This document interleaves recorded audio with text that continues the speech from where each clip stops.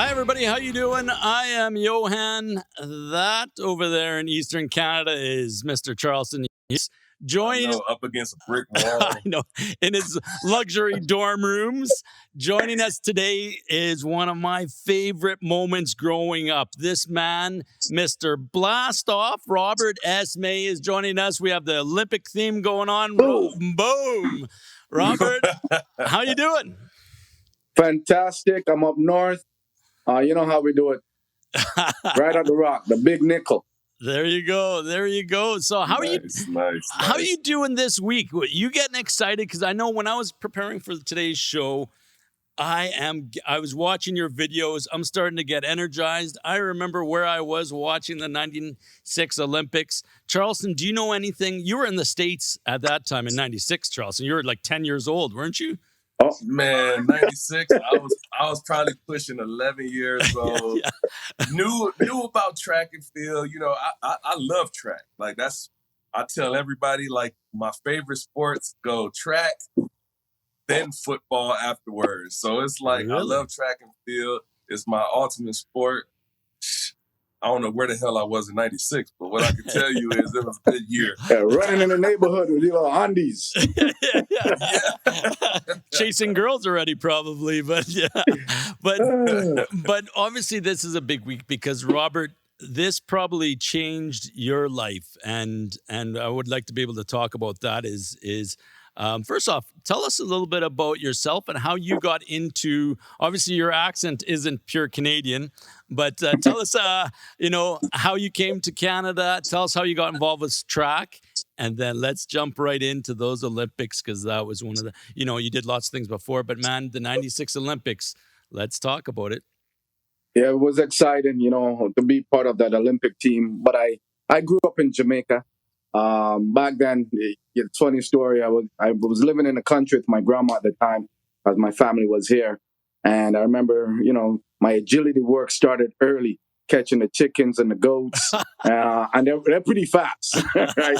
So the ability to catch a couple of them at 6:30 in the morning and get to school, because our school is about 2 miles approximately. And I remember back then, if you're late for class, the principal is waiting at the front door with the whip.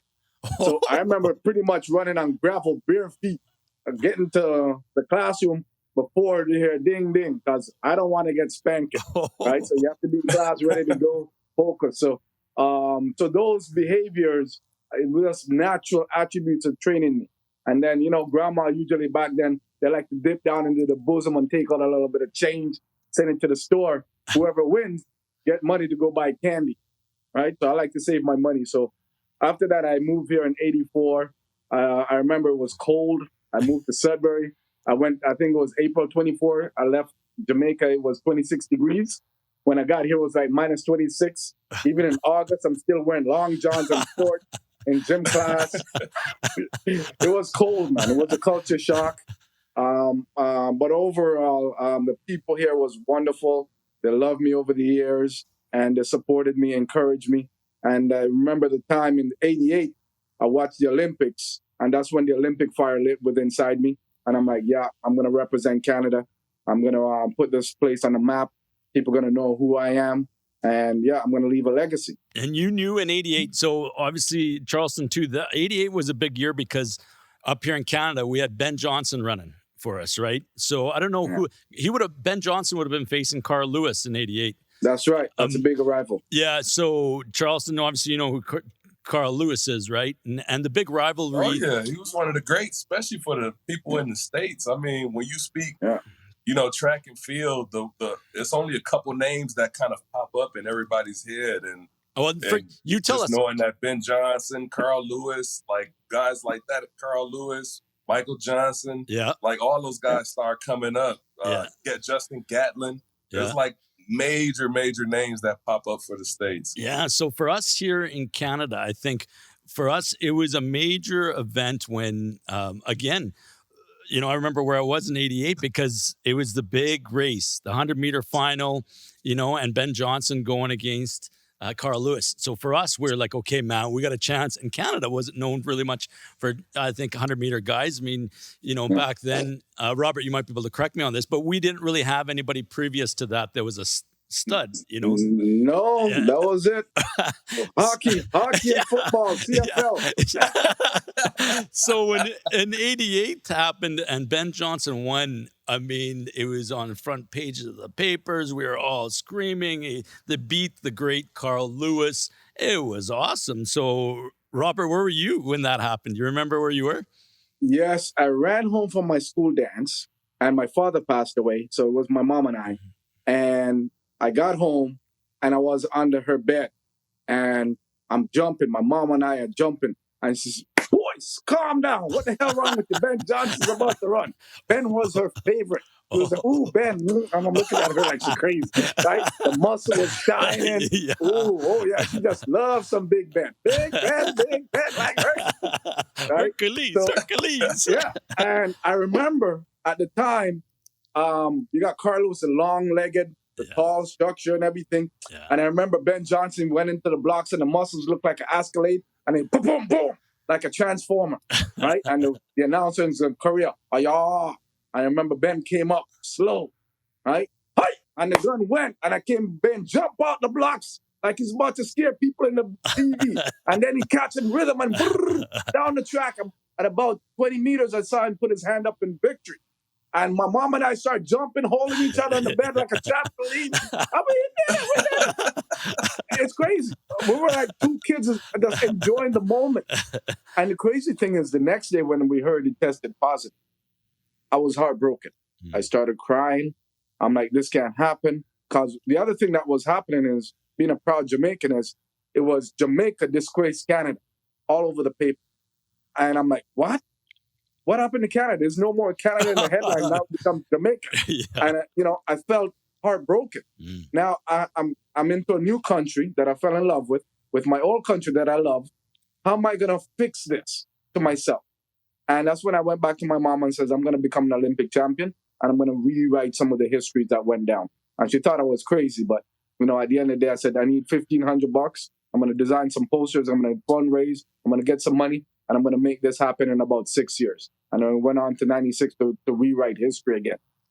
Yeah, that's awesome. That's awesome, man. What's like the process? Because you said you had to fundraise, you had to get money together, and how does the training go? How much hard work is put into something like that? Especially when you gotta build your speed up. You gotta travel all over the world. I know a lot of track runners that I know. They're in the Bahamas. They're in Jamaica. Yeah.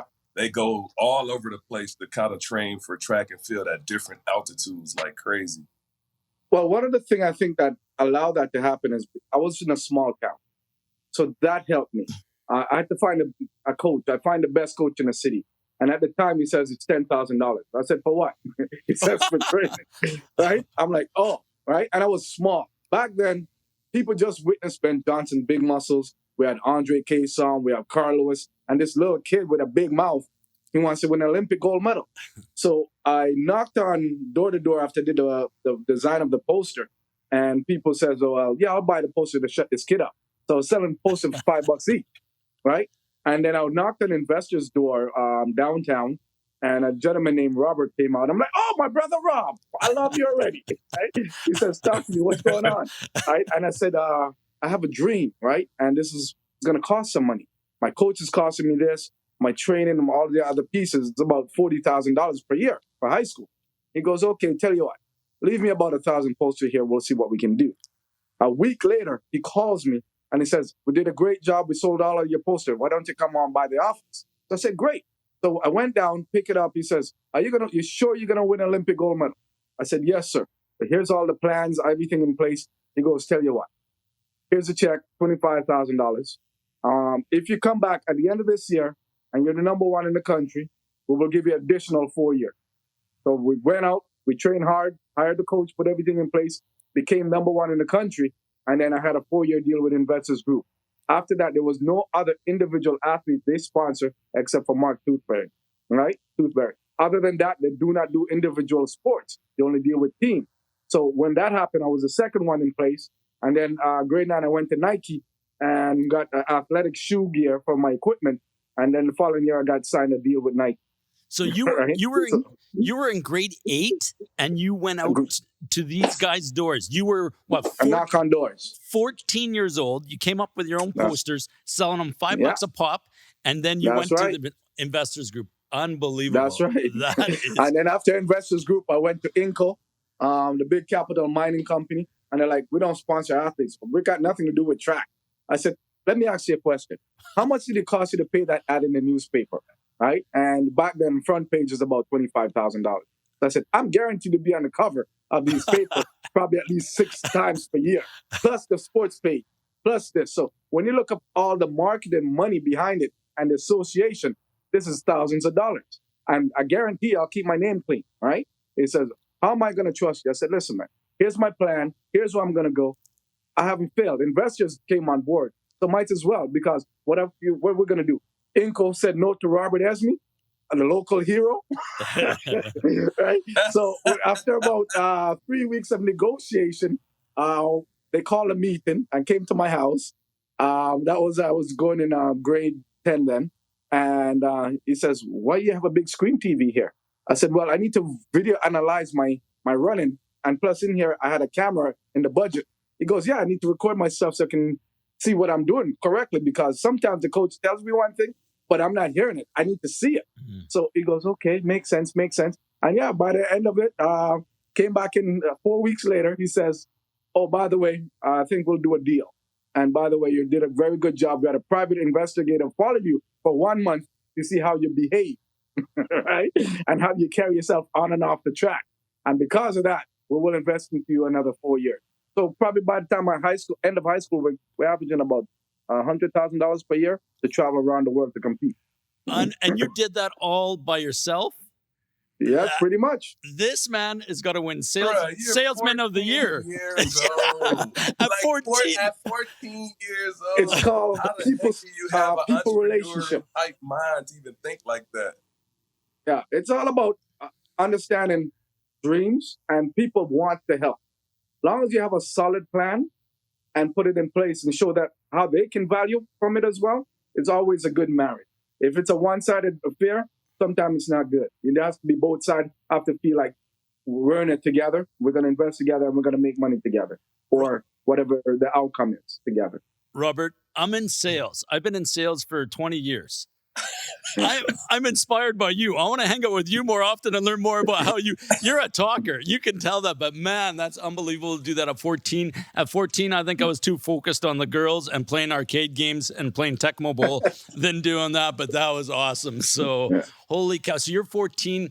Tell us a little bit about then preps for the 96 Olympics and leading up to that.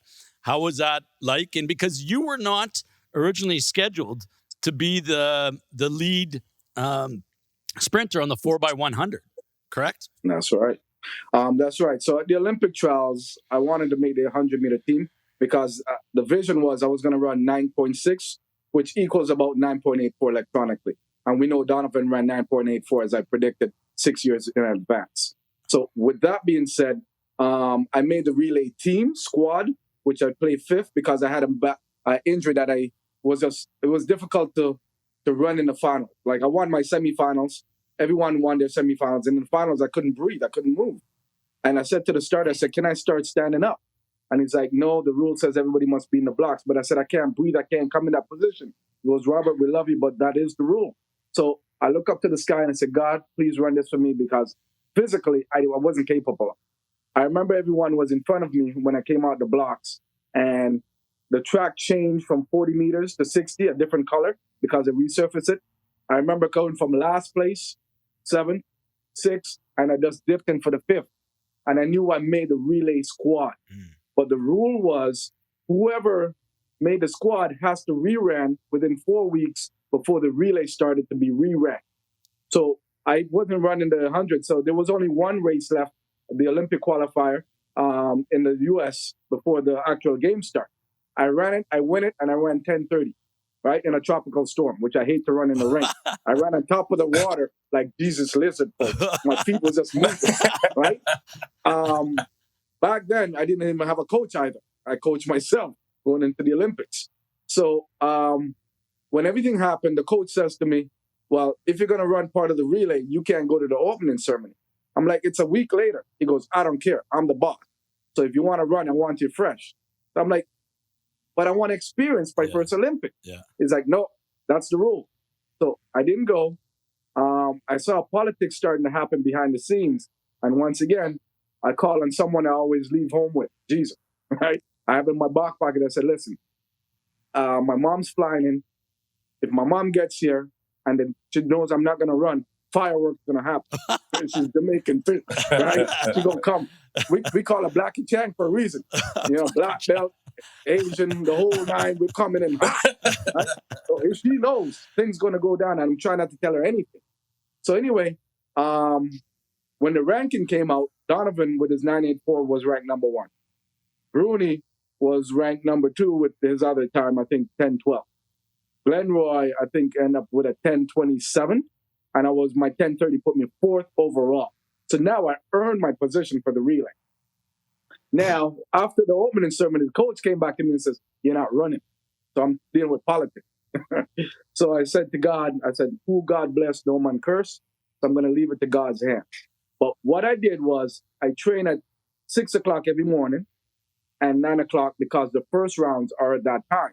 So I want to make sure my body's awake and prepare for opportunity. I always say preparation equals opportunity to create success. So I wanted to put myself in that position for that success to happen. So after the rounds were happening and I wasn't running, and it felt like a knife turning in because I know I earned my position. I called Ron McLean and I said, listen, I wanted to put the story out because I'm number 4 in the country. And people are playing with my life now because I'm seeing my dream starting to dangle of some politics and some idiots, all right, who was in the position. So he started leaking the story and things start happening where the teams are falling apart. So it came after the semifinals. The coach says, what do you know that I don't know? I said, I know your ass is dead on the final. Yeah. You guys probably don't even get 6. So they called an emergency team meeting, and Carlton wasn't there. It was me, Bruni, Donavon, Glenroy, and the coach, right? And Bruni says, I'm not going to run without Robert. Glenroy says, I'm not going to run without Robert. So I'm like, there you go. 3, we're outvoted. Let's go, right? At that time, I wanted to give them the middle finger straight up because I was so pissed. But I stayed humbled, and I said, God, thank you for the opportunity. Let's go maximize it. And that's when I started designing, I'm going to make the Olympic the 5th story about me and about Blastoff. And then I start creating everything around the Blastoff. I called Peter Thompson, and I said, listen, the iconic shot you see leaving the blocks all over the world, he took that shot because I prep him in advance of what I want to see get done. I wanted to see myself on the jumbo. I started planning all the pieces. And as soon as I got into the stadium, I wore my Inca hat, right? You're not allowed to wear sponsors. And I planned out, I want the Olympic people to come and sue me because if they sue me, I can't afford that press. It's global. The stock's going to go high. And I'm going to get extra bonuses by Inca. It's too late. It's too late. I'm planning the whole thing, right? So not only that, my lawyer, because I learned how to deal with legality by age 16 in my lawyer office. So I know all the gray lines. So I came up with a plan. I have the haircut in case they sue me as well. I was catching a cold on a cold night, right? So I had to cover my head. I had all kinds of stuff prepared just in case that happened, right? So overall, I think also it was an advantage that this did happen to me because a lot of times an athlete is a superstar or have a high level of contribution to the team. They end up putting on the benches because that coach may not like them or something may not happen. I tell them, look at that as an opportunity to look from the different lens to see how you can create value when your opportunity came in. So when I was looking at everything, I saw on paper the United States was the best team. But I felt we had the better chemistry if we can shelf things for a period of time. And I had to figure, how can I gain extra time by the baton, which is about a foot long. Yep. So if I grab the baton right here, and I make sure the baton is passed here, I've saved this amount of space and time in the race. So if we times that by 3, that's about 18 inches we save. and that's a lot of time, right? And then I figured if I position my blocks in a certain angle, it's going to create additional time. If I can take the corner and run it like a straightaway, it's also going to save me time. If we can change the word from stick to high, I'm saving 3/10 of a letter, which is 3/10 of a second. That could save me time, right? So all these things, I'm figuring, how can I calculate and create additional time without even touching the track yet? Well, right? All that says to me is unbelievable timing, unbelievable preparation for every little detail. And Chuck Charleston is awesome at preparing, and one of the best that I've heard at preparing, at watching film and watching his opposition and the O-line and the quarterbacks to do that. But unbelievable, Robert, to be able to hear that story. We're going to see if we can line up the video for the 96 Olympics. We're going to watch that race, and then we're going to go to commercial. But when we come back, we're going to hear more stories about sex in the Olympics. You guys winning. Yeah, you guys winning. And then Blast off! Brought to you by Trojan. Yeah. There's our new sponsor. See, you're already teeing up a new sponsor already. So we'll talk about your podcast and a lot more when we get back. Right now with Robert Esmie, Mr. Blastoff. And the man with Blastoff on the top of his head. Robert Esmie of Sudbury is all set to do that. Esmie will be running against John Drummond of the United States and the lead runner for Cuba, Andre Simon. He was a member of the Cuban bronze medal team in 1992. The first three runners were actually all in that bronze medal team in 1992. The new member is Perez. For the United States, Marsh and Mitchell were both members of the gold medal team in 1992, the team that set the Olympic and world record with a clocking of 37:40. Canada in lane 6, the United States in lane 4. And they're off, and it's up to Robert Esmie to run the bend and make the clean exchange to Glenroy Gilbert, and he came flying out of the blocks. He did blast off. There goes Gilbert down the back straight. Gilbert is in a battle with Tim Harden, and now the third exchange, Marsh and Bruni Surin, and Bruni Surin has the lead. He's going to hand off in front, it would appear, to Donavon Bailey. A clean exchange, and Donavon Bailey is pouring it on. It's going to be double gold Canada. Oh, if you're Canadian, you have to love Saturday nights in Georgia. 37-69 for Donavon Bailey and the Canadian relay team, as Bailey and the other three members, Robert Esmie, Glenroy Gilbert, and Bruni Surin, will depart Atlanta with a gold medal. 37-69 their time, outside the Olympic and world record. But for this quartet, that is a Canadian record. What a run, and the key may have been Robert Esmie blasting off out of the starting blocks. Esmie, what a performance from the boys there. Destroyed the Americans. There wasn't anybody in it all the way through. A great run from Esmie. Drummond couldn't touch him. That was the difference. That's what they needed from then on in. They just dominated the race. I was saying to you, Don, here they go. Everybody up here was on their feet. What a start for Robert Esmie. Esmie was absolutely wonderful. He did everything right. He was psyched up. He kept Drummond at bay, and Drummond knew it. I think Drummond started seizing up about here. Esmie says, hand. There's the hand. What a great change there. Absolutely fantastic. You gotta love it. Oh, fantastic. I love that. I really loved it. I was standing up in the box here with all the other technicians. It was hard to control yourself, really, because they were so good all the way round, Don. They never looked like they were going to be beaten.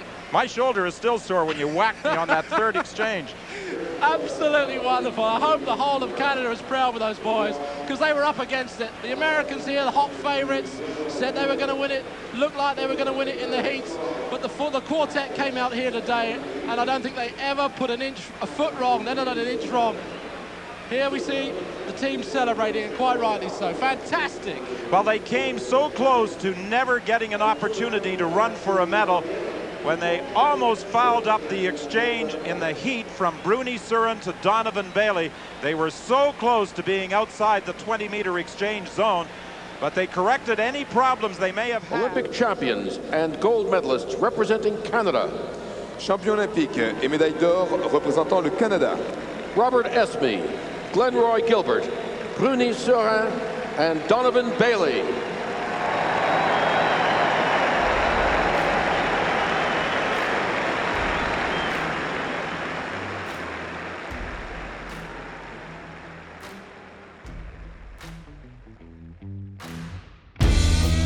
It's that time of year when divisions are decided, champions are crowned, and legends are born. Now, it's your turn to win big. You've heard the name just about everywhere, MyBookie.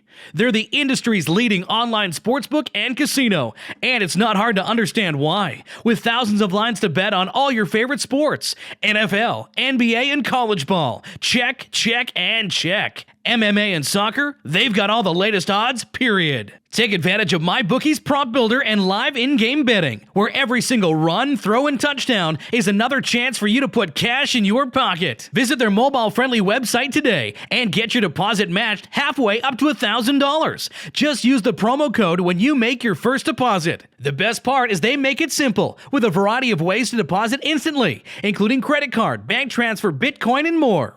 Whether you're at home or on the go, on your laptop or on your phone, it's not too late to make your New Year's resolution a resolution to get paid. Bet, win, and get paid at MyBookie. Hi, my name is Rob Peterson. I'm the broker owner of Realty One in Regina. Real estate and life is about great people, and that's why I'm associated with Charleston Hughes and Johan Zielinski and IKS to sponsor the Better with Age podcast. Realty One was founded in Regina 11 years ago. It's an independent brokerage, it's local, and it's full of great people helping great local Regina people buy and sell properties. It's entrepreneurial based, which means you have non-narcissistic agents that have your best interest in mind, not their own. In these coronavirus times, real estate market right now in Regina and Saskatchewan is thriving because people are thinking more local, they're not thinking about traveling because we can't, and that's driving our market. When you hire a realtor, no matter who it is, no matter what company, please interview them. Please make sure they're a good personal fit for you, because that's what this is all about. It's good people connecting themselves with someone that they know has their best interest in mind. And that's what the Realty One family does, and that's what a lot of agents in Regina do. But make sure you take your time and find the best fit for you and your family.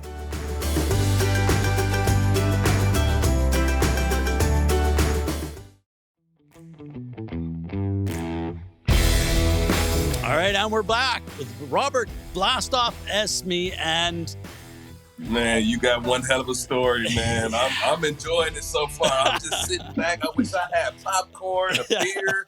I wish if I wasn't in camp right now, I'd have drunk a whole Molson, case of Molson listening to this. There's another sponsor right there. So Chuck, tell me about what you thought about watching the 96 Olympics when you're American. What did you think when you saw that race? Because I know how I felt as a Canadian.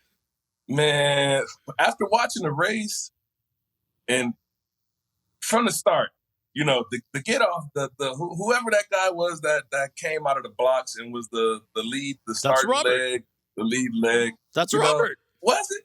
Yeah, with the blast. Some speed on. He had some speed on him, man. And the acceleration was unbelievable. You know, after seeing the acceleration, I can't see the exact thing that you explained about the baton and move your hand back further on the baton so you got more extension on the reach, on the exchange. And the exchange was beautiful all the way through, even through the second leg. Who runs the longest leg? Who ran the longest leg out of all four of you guys? That's a good question. Unfortunately, it's going to probably be myself or close to Glenroy. What happened is, by the time I leave the blocks and hand off, I was about 23 meters, right? So it depends on where Glenroy hand off his baton to Rooney. So it all depends when you put a relay team together. You can just strategically determine who's going to run the longest based on when you give it and when you receive it, right? To maximize the different person's speed. But yeah, I ran the longest leg based on the curve. So let's talk about, Robert, tell us through your head. You know, there's a lot of trash talk from Drummond. John Drummond, I don't know if, Charleston, you heard him, of the American. He was the leadoff running against Robert. right? And I think he was trash talking along with Mitchell, their anchor, about how the Americans are going to beat the Canadians. And imagine you guys weren't backing off the trash talk also too, and doing that. But tell us from your vantage point, Rob, what was it like? What was your thought process when you're starting? And also tell us about the blast off. You strategically put that haircut, man. You gotta explain that haircut. Well, the great thing is I love the Americans because they're competitive, right? And I love the fact they like the trash talk, so does the Jamaicans, right? Canada, we're more reserved. Yep. But if you work hard, you should be able to showcase some of your talent. And when we talk about trash talking, it's also the mindset that you have to understand about the trash talk. So I've competed against John Drummond and Dennis Mitchell before, and I love the energy. I love the trash talking because it gives me an opportunity to silence them, right? Take him by the heart, take his balls, smack it. Right? So I said, I remember Arnold Schwarzenegger gave us the shirt the week when I wasn't able to go to the opening ceremonies. On the shirt, it says, "Relax, you've been erased." I'm like, ooh, I think I'm going to race this for the relay. I think I got this for John Drummond.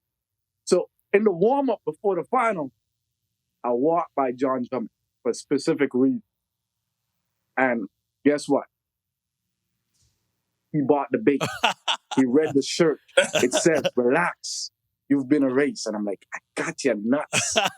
Because if you can stop in that moment and read something, you're not here mentally right now. So nice. Once he read that, I'm like, "Ooh, I got him. I need to hold him there." The next thing he didn't know is when I walked out into the Olympic Stadium and I revealed my haircut, relay blast off, right? I wanted to be on the jumbo screen. And when I told Peter to take a picture, all of a sudden, all the cameras rushed me. And then the whole stadium was buzzing. What the hell is on this kid's head, right? And as I zoomed in and focus, and he had no option but to look on the screen as well and read it. Relay blast off. I got you again. So right now, because usually he likes to take over the crowd in the beginning at the start, but I have a way I can capture the audience myself. And I bring him in and I'm going to take it from mind games. And then that's brilliant. Once everybody settled in and said relay blast off, I'm like, beautiful. It's like hooked on firing. I know 4.5 billion viewers are about to watch me to come into their living room and showcase blast off. Yeah. So after that, I wanted to listen to the start, right? And then when I lost my father, I put him in a lane above me.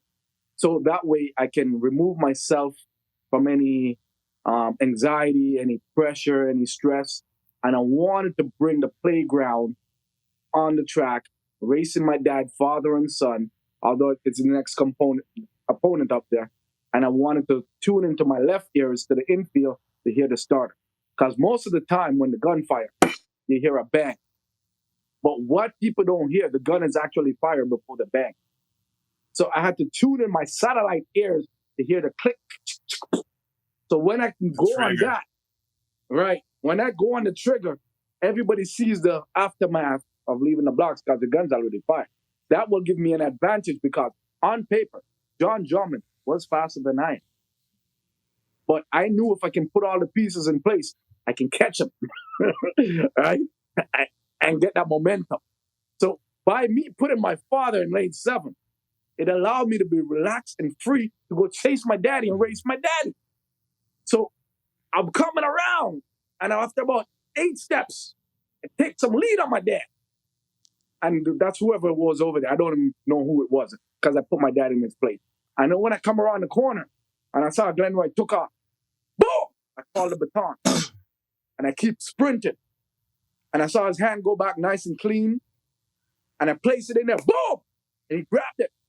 And I continue running and I put my hand up to let them know it's coming. It's coming. Yeah. And all of a sudden the crowd kicked in and I felt like Kramer. Holy smokes! And that's when I really felt those crowd yelling.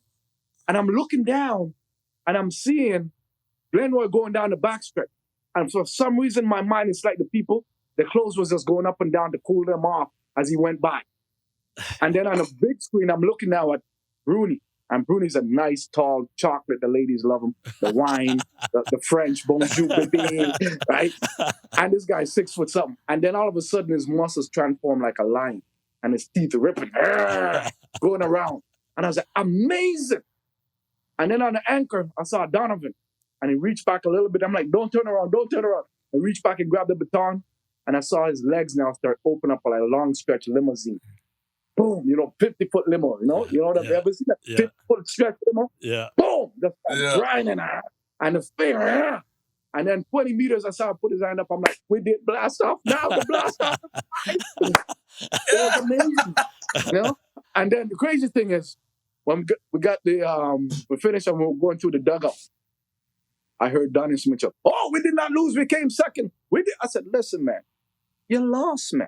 It's an ass whooping, man. But he will not say he lost. Yeah. He will not say I got beat. He said, I got second. I said, then second is a loss. No, I got second. Yeah. I remember. No, that's definitely a loss. And what I can say is when I watched that race, I envisioned all the same things you just explained right there in great detail, especially at the end where you said Donovan's long stride got the pulling off and stretching across the track. Man, it was absolutely amazing. It was a wonderful race. If the people haven't seen this race, man, you need to go check it out. It's on YouTube. It's all over the place. It's a pivotal moment for Canada to know about that and still talk about things like that because it's a part of the history, right? Yeah, and it was 25 history. It was. Sorry, no, Robert. It was history, and it was just one of those things too. You remember where you were, how it was, how you felt, because it seems like like Robert said, we're always very polite. We never trash talk, right? And this was a time after Ben Johnson, right? We beat the Americans. We beat everybody. We're number one. And it was just one of those moments that every Canadian was just so proud and so pumped that we had finally accomplished such a great goal. So I want to ask you, Robert, one thing then.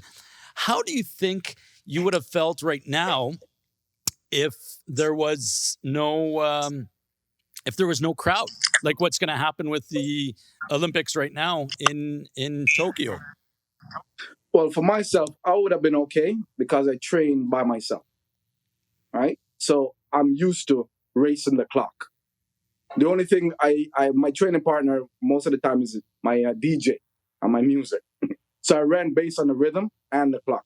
So for me, it would have been perfect. For others, they have to pivot. And I call the 2020 games the mental games. It's who's mentally strong will perform. Because the Olympics, when you're at the Olympics, it's about, I would say, 90% mental, 10% physical. Mm. And if you're not able to switch that when you're there, even with the crowd, you're going to lose. Yeah. Because all about the mental, the eye down, the spit. And a lot of that happens in the call room where you can lose an entire race in the call room. The intimidation. Yeah. And I don't get intimidated, right? Yeah. The bigger you are, the more excited I am. The faster you are, the more excited I am because guess what? I, too, have the opportunity to whoop somebody's ass. That's awesome. Any round. I don't care if you broke. Like I ran a race with Morris Green, breaking a world record with me, right? Yeah. But guess what? I remember him. I know from 0 to 40, being the best 40-yard dash on the planet, the best 40-yard anywhere by any man, I'm winning a race, even with the world record holder in it. Yeah. I just couldn't put the last 10, 20 together. Yeah. Right? Based on my little small structure. So when I see a guy broke a world record, I say, oh, you really? Let's try it again. Let's see if he can break it against me. And guess what? I'm inch closer again. Because guess what? I felt one day it could be my day, and any race is my day. Yeah. And that's how I feel. If my mama in the race, my mama better run fast. That's all I got to tell my mom. Yes, she better run. You better run. Because it's crazy how Canadians are very reserved like that. And, it's kind of viewed upon negatively when you kind of have enough confidence to kind of walk into a situation, especially in a sporting event. And people always try to tell you to remain humble. You don't have to be, blast the moment and make it seem like I am who I say I am, and I do this for a reason, and I'm good at this. And trash talking is scientifically proven to enhance your athletic ability at least by about 20%, I would think. But I think what happened is some people get it wrong because they still have to have respect for that player, that artist, of the body of work they put down. You still have to respect them, but knowing that, hey, you're going to respect me too, right? Yeah. I'm coming with my A game. All right, that mutual respect and that level of performance. Yeah. I used to, back in the days, this is what I used to do. I know guys coming into offset, which I don't lose offset. I don't lose championships. I train for championships. I remember going into a championship the night before. I called some of my competitors who I think would make the final. And half of them is Jamaican and black. And when you call their house after midnight, I guarantee you're going to ass whooping the next day. Because who the hell woke me up? So when they get to the track, I'm like, ooh, how's your booty? They're like, oh, you're the one that called. I said, bring it to the track, boy. Bring it to the track. I'm going to whoop you like your mama just whooped you a second ago. You got to bring that baby with you. Oh, man. So those are the good old days. I wish you would have played football, and we'll get into that, because you seem like you would be light speed ahead of guys in the way you think, the way you prepare, the way you would trash talk guys in the track, man. Tactical warfare. Yeah. It's unbelievable, man, the way your mind works and the way you are. So let's talk about that quickly, too, because I know Chuck's on a tight timeline. He's got to go to football. But let's talk about 2003. Were you in the Argo training camp, and did you run? What was your 40 time you did? Yes. Was speaking with Pinball and Mr. Matthews, and I said, yeah, I'm going to be in Calgary. My brother lived in Calgary. So I'm like, yeah, I'll come down a foothill. I was, by the time I was in training, so I trained for 3 weeks. And I'm like, okay, I will arrive in Calgary, went to Foothills. They were there. I said, listen, I need a couple warm-ups, so do some stride out. So everyone was on the grass, right? And the grass there was awful. It was thick, rough terrain. And two of the coaches came out, we were 40, do a little boom boom on the grass, 4-3. They're like, what? So all the athletes now stood and gave me a tunnel. Right? So I said, all right, let me do the second one. I didn't come out of my setup 4 seconds flat on grass. They're like, what the hell? Right? And I could see and feel it when I go by, right? It's like a wind tunnel. So we said, all right, let's pop it out to the track. Boom, drop a 3.9 in my spikes on the track. What? I said, listen, man, I've run faster than 3.7s before. He's like, what? You only played it for 3 weeks and you ran in 4 seconds? I'm like, listen, man, I'm out of shape. So after that, he says, okay. I said, tell you what, this is when Rocket Ismail, I just left. I said, and the tickets were down. I said, tell you what, give me about $1 million for my defensive team. If I get hit, nobody gets paid. All right? Because now I've become a bullet. And I said, I want 10% of all sales pass. I think they had 10,000. It was a good sold out for them. I want everything over 10,000. I want 25% of that ticket sale. And he goes, we'll talk numbers later. I said, no. I want to talk numbers now. Right? Let's get it down. Right? I want about $1 million signing bonus. Because I said, when you release my name, the stadium will sell out. Mr. Blastoff is in the building, right? So he's like, no. I said, no, we don't talk numbers. So we're doing some hand stuff. And at the time, when Pinball gave me a couple of this, I'm like, whoa. Who the hell are you hitting? I felt my hand start swelling up. I'm not hitting you hard. I'm like, oh, okay, I'm going to rethink this baby here, right? So after that, we didn't finalize anything. But football. I'm like, no. That's it. I don't like people hitting me. And that's why I figured if I have my defense team $1 million, it give me good protection. That's going to be all pot for them. But the crazy thing is, even I train some football players, and I have a lot of guys that played in CFL and a couple in the NFL. But what I'm telling some of them, I'm like, when you, as a wide receiver, why you're running to the ball? I don't understand. Because I'm teaching you enough speed where I want you to practice with your quarterback. Wherever the quarterback is on the field, I want him to throw the ball and you pick the destination you want to go. And I want the ball to be timed from when he releases his hand till he reaches that spot. And that's what I'm trying to teach you is you don't need to be in a certain position. You just let your quarterback know where to send it. And it gives you enough time to get there because you're going to be faster than everyone else. So why are you going to run in and get hit? I don't understand it. Right? That's my concept. Right? Put the ball, and I go get the ball. That's why I got speed.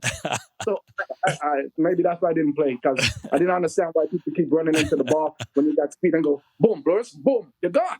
Right? Maybe that's why my 3-7 is a little bit legit. It's only a couple players that's capable of doing that, and it's only like Randy Moss, and which another track runner super fast. Yeah. But it's not a lot of guys where you can spot throw a ball and then they can run and go get it. Like Deshaun Jackson, another guy like that who's ridiculous speed and ability to run up underneath balls and run and go get them. But not a lot of guys can do that. Yeah, that's my thought process. If I play football, right, I need to make sure my defense is there. But my quarterback and I, we're going to be bestie. Because I'm telling him I want it there. Go put it there. I get it. Don't worry. Just put it there. And you've got 5 seconds, 3 seconds to get it there. Because when it's released, and I know how much yards and how much I can run in a yard. So I'm going to let you know where to go put it, and I go get it. There you go. There you go. We got Robert Esmie's Blast Off football tips. You can hear more about that. Robert, I know Charleston's got to go, so I'll let him finish off. But I want to say thank you. We didn't even get into the sex in the Olympics. We didn't even get into your podcast, but I know that, Robert, I know. What is the name of your podcast? Currently, it's the Olympic edition by Fine Art Digest. But right now, the most importantly, everyone log on to Critique. It's where you get personalized feedback by experts around the world, from football players, hockey players, doctors, lawyers, scientists. We are experts, so we're able to give you a specific feedback by a third-party expert that we've been approved. Not anybody can be on the platform. So absolutely, call us your second coach, call us your mentor, call us whatever you want. During the Olympics, we're going to be ready to turn around for you guys within 30 seconds, as long as you do a request, because we know everything's time of the essence. So all our experts our Olympians ready to help you with the mental game to get you through there, including our psychologists. Critique. Okay, so we're going to be baby. We're going to tag that on all of our social media feeds here. Robert, it's been an absolute pleasure. I think we could have about a 2-hour show if time permitted with you, with the way you talk. I'm sold. Well, come back again for the Sex Olympics. Yeah, we definitely might have to do a part 2 with the Sex Olympics after the Olympics, after you see that. But I'll let Charleston close off the show the way that he normally does. No, this was awesome, man. This was great. Thanks for coming on the show, man. Thanks for letting us know about Critique and all those other great things that you're doing throughout the community. How can people get a hold of you if they want to reach out to you for any kind of speaking engagement, if there are any kind of charity that you actually support or anything like that? Fantastic. RobertEsmie.com. From there, you get all my links to my sports training. We're back in Toronto, back and forth, doing training camps for different organizations, hockey, soccer. We're tying some football. Speed doctors everywhere. So you might see the lab coat. You might see everything. You might get a ticket from a cop. So you go into a slow on the track. All right, you have to come see me. You never know what's going to happen. I'm definitely going to send my daughter your way then, because I'm just getting my daughter in the track and field right now. So she got good speed. I'm disappointed. They said you're going to send your daughter. What about you? You don't need more speed? All speed, all age comes in speed, man. There you go, Chuck. Hey, man, there you go. I know the name of this show is Better with Age, but I'm 37 years old and my speed has gone. Listen, you know what I've learned? Some of the guys who played in NFL who work with me, 0.24 of a second make them faster, gets them over $100,000 bonus. Just to let you know. There you go, Chuck. There you go. Come see the doctor, man. I know some people don't like to see a doctor, but I don't give you injections. Come on, see the doctor. I give you speed. Speed, Chuck, speed. No, man, no, this was awesome, man, for sure. We're going to be in contact about that. I'm in the Toronto area, in the Ontario region. We definitely going to connect, man. For sure. But this is the Better with Age webcast, and the reason we call this the Better with Age podcast is because there's many things that get better with age. Not only you, my fine friend. What would you run in a 40 right now? If we'd have throw you on the track right now, what's your 40? At your age, come on, Better with Age on this show. If I don't pull a hamstring? Don't pull a hamstring. That's warming up because I haven't trained in over 10 years. probably anywhere about 4'7", 4'8". Jeez. So you still faster than me. I sometimes run in my sleep. No, but the reason we call this Better with Age, there are many things that are better with age. There's wine, there's whiskey, there's my beauty. My beauty gets better with age. There's your beauty gets better with age, man. Sex Olympics. Oh, no, that's right. No, but the one thing of them all is friendship. And I'm glad you came on the show today, man, because now you're a part of the Better with Age crew. You're one of our friends from here on out. We're going to connect when we come into town. When Johan comes into town to come visit me to see a game, hopefully we'll be able to get you on board too, have you come watch a game. And hey, man, thanks for everything. Thank you. Well, how about you organize a barbecue in Toronto, Better with Age barbecue, and we show the real people how it's getting done with grown folks, sexy music, grown folks. Okay. I definitely can do that. Put me on the grill because I got the best jerk chicken in the whole city now that I'm here. That's right. Let's grown and sexy paired with the white wine, bring to you by Magnum after party. I love it. We don't even have to line up the sponsors. Robert's already got it taken care of. Robert, make sure to see if we can do this August 21st or August 22nd. When's your first home game? Because I'm going to be there. I'm flying in from Regina. We'll line it up. But great to see you. I'll drive down. There you go. Thanks for everything. We'll be in touch. Go Canada. Thanks. Go Canada, go. Yeah! Blast off!